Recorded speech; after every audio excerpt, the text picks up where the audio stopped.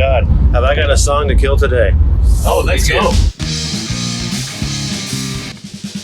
Grapes, you got Tater has one, right?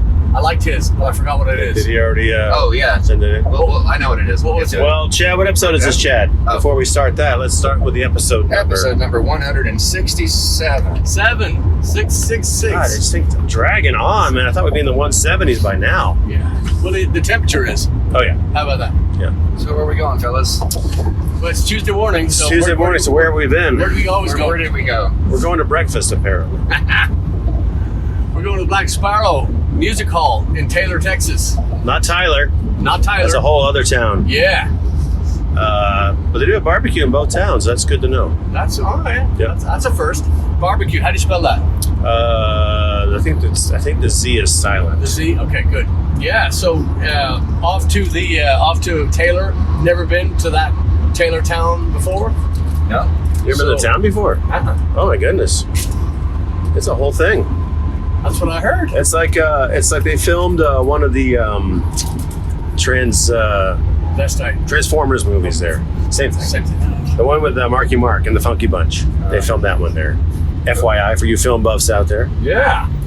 Yeah, I'm sure film buffs go to see Transformers. You'd be surprised. Okay. I'm just, Full disclosure, never seen a Transformers movie.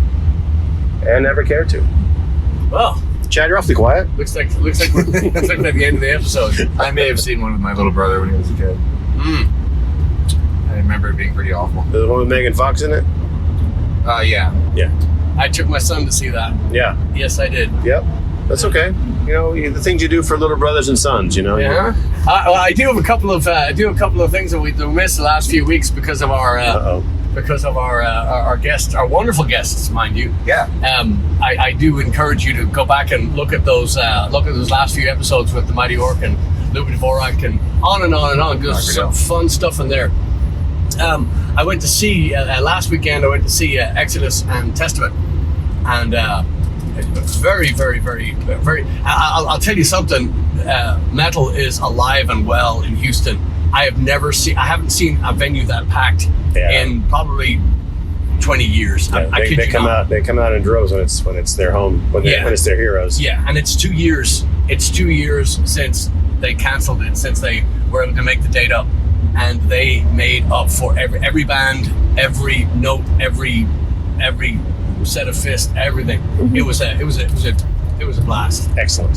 So yeah, but really, really, really well played and sound. Anyway, next question.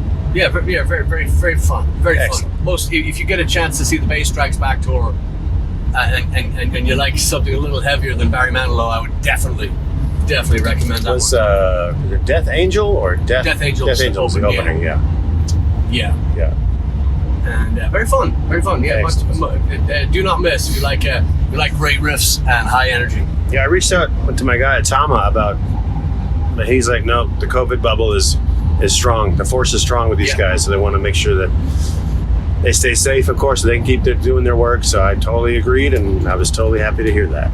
Yeah, there was nothing happening afterwards. The buses were completely cordoned off, so you're not going to get. You're not going to get near them. You know, and like it or not, shit's going down again. I guess Colbert got it last week. It tested positive, and so people are starting to raise an eyebrow again. But that's another story for another day. So what's next? What's on the horizon? I think we got a Vegas date or two coming up. Some California dates already booked. Yeah. Woo-hoo. San Diego. Yeah. And we have quite a few fans from the Texas area flying out to see us in Las Vegas. So if you'd like to join us, come on with it. Those dates are July 26th through 31st. Re-raw Las Vegas. We'll be moving on. What's there, pal? Come on, dude. Really moving on to California. Hey, it's fucking rush hour, girl, boy, whatever your name is. Shit. Yeah. We're all in this together. Fucking people. Sorry. What? Yeah.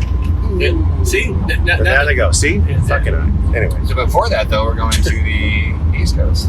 Yes. Next month. Yeah. May. Be here before you know it. Yeah, we have our first date ever in Nashville, Tennessee, boys and girls. Mm-hmm. You heard it here first. Yep. Yeah. What's the name of the venue? It's called the Lost Patty. Lost Paddy. Owned by a guy named Mihal. I'm not sure if he's actually from Ireland or not, but anyway, it's the Lost Paddy in Nashville, Tennessee. We've got Hibernia again in Arkansas first. That'll be your first casting. We got young Heidi Riggs flying in.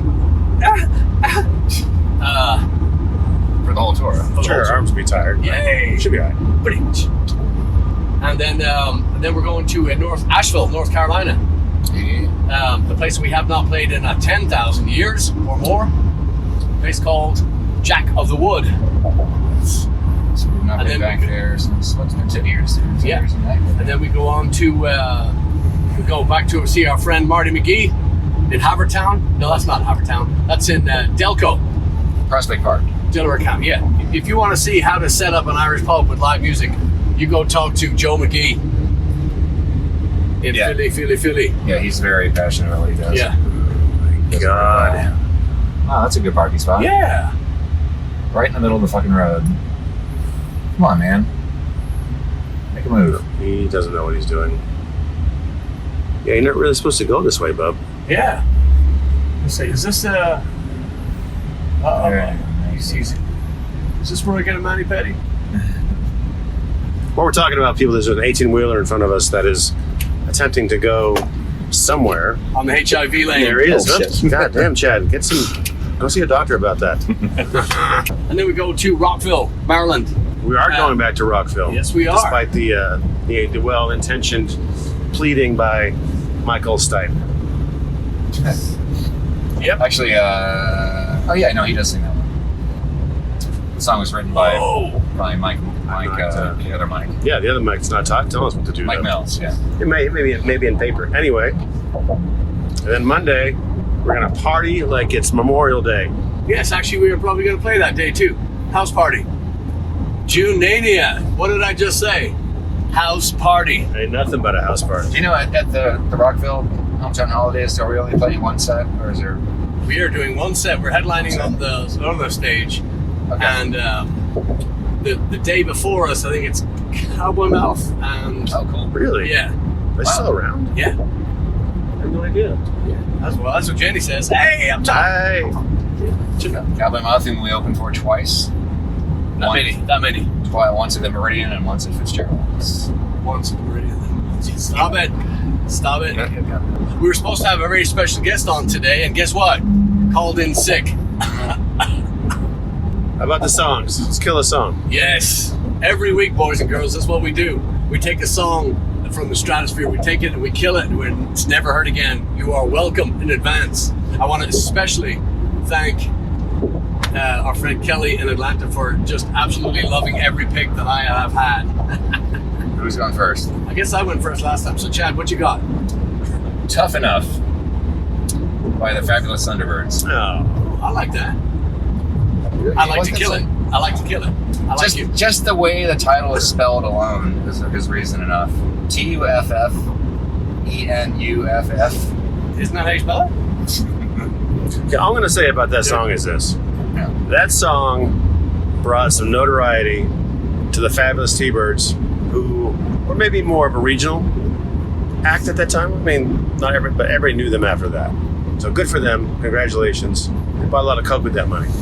Or in Preston's case, a lot of heroin. But it all worked out, right? It's In the end? I'm citing it because it's heavily overplayed, like a lot of these selections are. And it's also just a mediocre blues song. The subject is just a standard, I work really hard all the time. It's definitely White Claw Blues. Yeah. There's only one person who can get away with stupid spellings for their song titles, and that man was named Prince Rogers Nelson. And look where it got him. I was gonna say Prince. There we go. And Slade. Choking on his own razor. Slade, yes. Slade actually they were Pioneers. made famous. Yeah, by their come on field, CUM on field. It's just phonetically spelling. I know. I'll say too, you killed a Van Morrison song last week, I did. and I'm going to resurrect one now in response to that. Because if you want to hear a blues song sung by a white guy about working really hard just so he can go home and make love to his woman, Van Morrison has one called "I've Been Working." It's much better than Tough Enough. Can you can you put a PG rating or something? If you're going to talk about making love on Well, I'll go next. Okay. Is that all right with you? Yeah. All right. So the song that I want to kill is, I'm reading a book right now. It's called Elvis and Me by Priscilla. A lot of you don't know, but she's my ex. And so is Elvis, so it was kind of weird. Anyway, the song I want to kill is a song, and please don't look it up. If you don't know it, just don't look it up. But it's Tiger Man. And if you've ever heard or ever actually don't just forget I said it. Just kill that song and just move on. So that's it. I despise that song. With no context. Yeah. Well, okay, but I'll give you just the layout of the song and the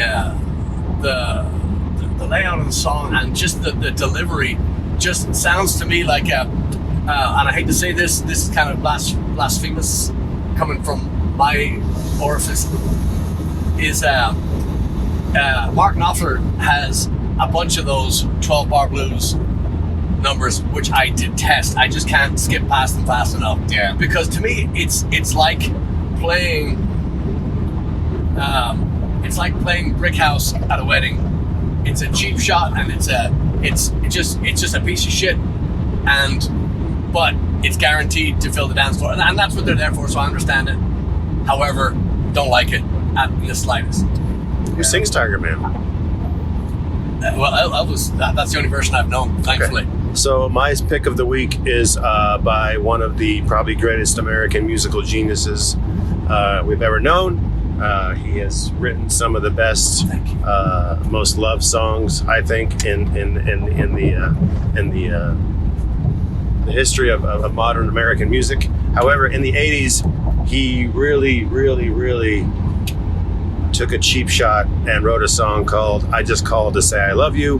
His name, of course, is Stevie Wonder, and it's probably one of the worst songs, not only that he's written, but ever written in the entire world. It's the most insipid, vapid, just mundane 3.5 minutes, maybe. It seems like it's always longer, though. Mm-hmm. And the best and worst part about the song is that there is a modulation in it, which can be really great in certain songs. It can lift the song up. It can be like, yeah, that's awesome. Or it can be detrimental, which it is in this song. So, Stevie, we love you, but we know you can see. We know you can see. Yeah. Stop fooling us. His career is interesting to me because he's one of those guys that when he started his solo career, when he got free, was it Motown that he was signed with originally? He was. And he got free at Motown, and then he just suddenly just exploded. He was writing all this amazing shit all the way through the 70s. And then he just kind of, I don't know what happened to him. It's like all that great stuff he did in the 70s, and then it just started getting like that, like the song you mentioned. Having said that, the other song that's terrible is from the same era, and it's called "Part-Time Lover," and I think it might be even off the same record. Those two songs are awful, but his song "Overjoyed," I think, is a piece of art, which is from the same era. Sorry, the what? What's it called? Overjoyed? Overjoyed, yeah. Yeah, it's a beautiful song. It's a song too. Oh my God, he sings. It's amazing. I got chills just thinking about it. Yeah. But that sort of makes up for those other two shit bombs he dropped on us, and unfortunately, we're both way more popular than Overjoyed. Although I've heard Overjoyed on the radio once in a while, but those two other songs. I appreciate the beat on that. Yes. It's definitely a dancer. But and go watch the video. It's fucking stupid as shit you'll ever see. But anyway, I'm not bitter. But thanks for everything else, Stevie. Yeah, we'll see you soon. Hey, my mom and I went to go see him play at Toyota Center several years ago. It was fantastic. It was so good. Yeah, of course it was. He's still got it. He hasn't missed a beat. He hasn't missed a meal either. But he's doing well for himself. Vocally, he sounds just as good as he did 40 years ago. So, yeah. Anyway. The iPhone camera adds only 5 pounds. Okay, good. It's a small camera. We also have a Greg Fugate murder on our hands. What is it, Chad? It is Knocking on Heaven's Door, specifically the Guns N' Roses cover of that song.